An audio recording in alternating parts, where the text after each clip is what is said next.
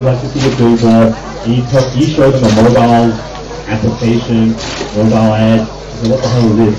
So I think there's a fine balancing act where I'm still trying to convince my sales guys so they can convince their end customer.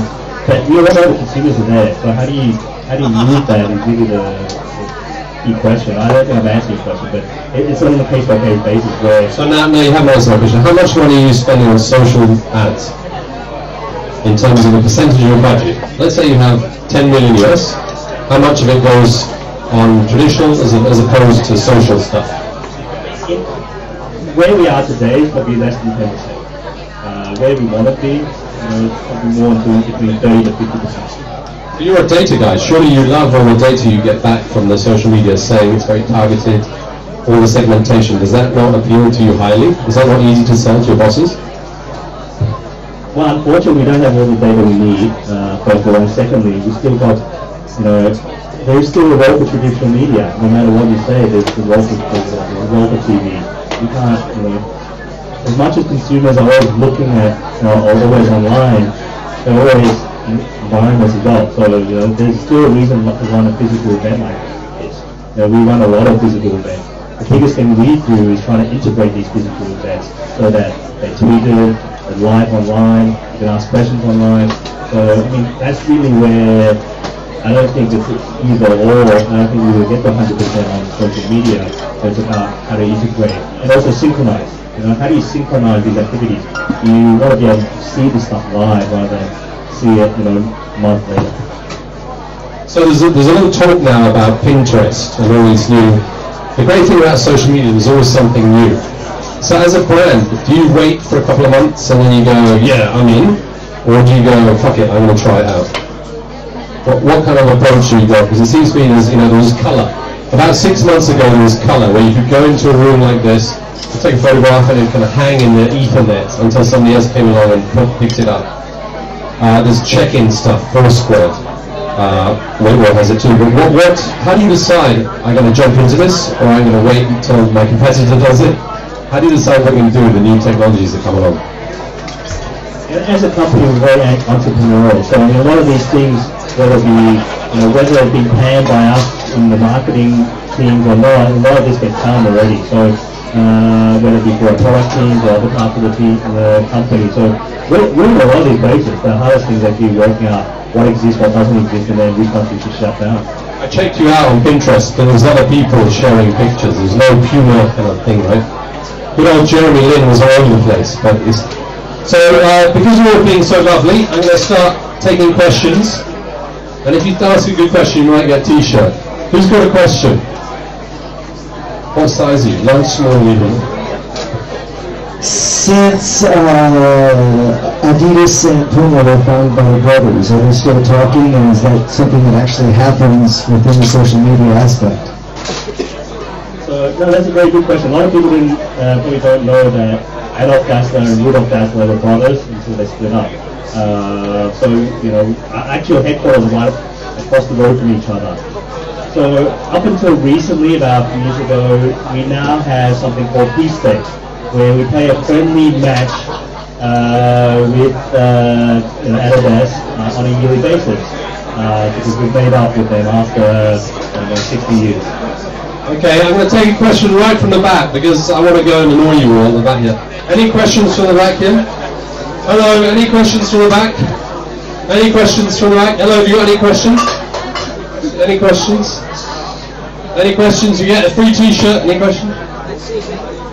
There's a question over there. Alright. Hello. Nobody wants a t-shirt. Mate, Puma stuff is not as popular as you'd think.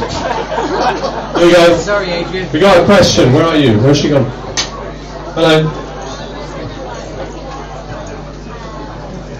If you have a complaint on Twitter or any form of social media, how does Puma typically react to such a complaint or a negative comment? That's a good question. Can you speak louder because they can't actually hear you back here? Okay. So it depends whether the complaints on our Twitter account or whether it's on just the blogosphere.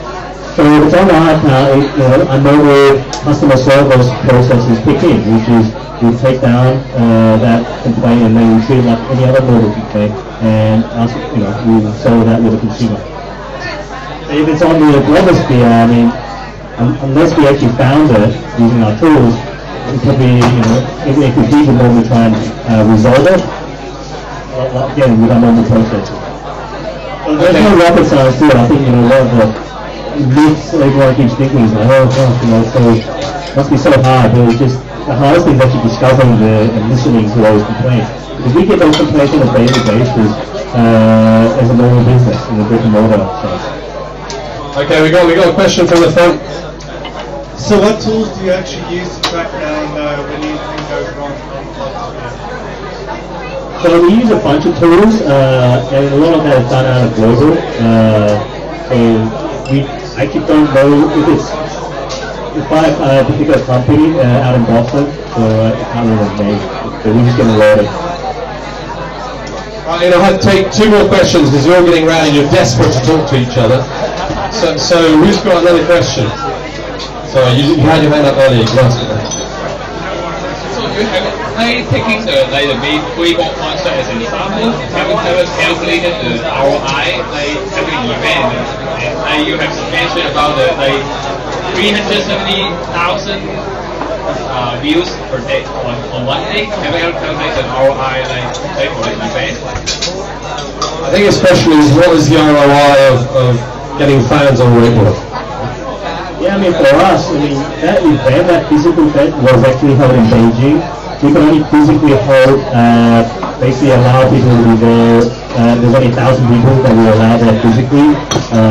So the amount of money that was spent building an event like that is actually quite high, and only 1,000 people. So when we could distribute that content online, the ROI, the efficiency of that so much, X times greater than our physical event. Okay, last question, and then we're going to have a lucky draw for $1,000 Puma. Can I have the name cards from the door, please, Vivian? Name cards. Right. Last question. What advice can you offer for global brands that are trying to put together a social media strategy where you have global, regional, and local P&L interests?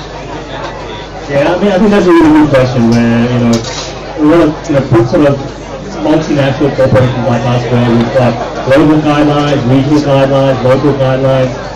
And the whole idea is really listen to your consumer and keep it simple. I think we really, as brands, as marketers, we really overcomplicate things, and we really forget to focus on the consumer.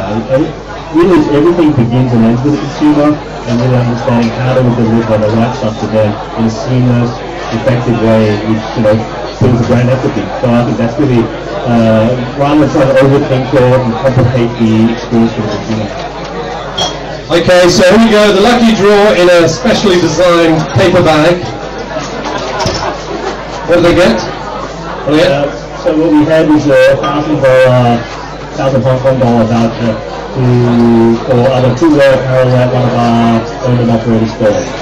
Not online, it's not e-commerce. Can I use a voucher online? In Hong Kong. Why?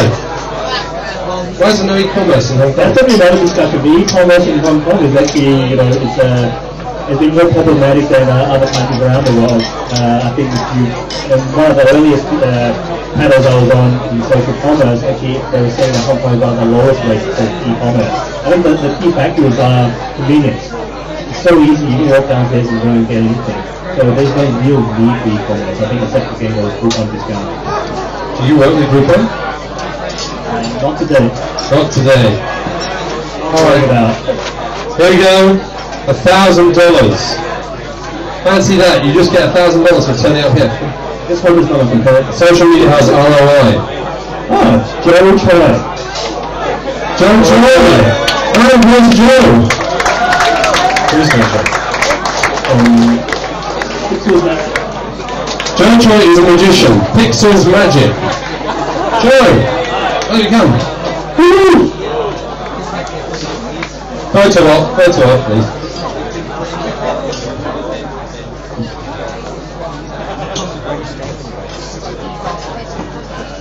Excellent. Okay, can we have a round of applause for Adrian? He did very well considering there's some rude fuckers in the back there. He's available to talk to you afterwards. And just one more thing, the next Web Wednesday is going to be here. And if I'm not on a business trip, it's going to be on the 14th of March. And I'm going to tell you this for the third time. Rovio, Angry Birds have promised me, like they have 2 times before, that they're going to come. So if they haven't got the launch of another product, they will be here. If Angry Birds are not here, I have backups. There's a company called Go Animate, which is created here in Hong Kong, that does, you can go and make your own kind of jib-jab type animated cartoons. So a startup that's doing very well in Hong Kong. So please come back on the 14th of March and check out our blog, webwednesday.hk. Thank you very much.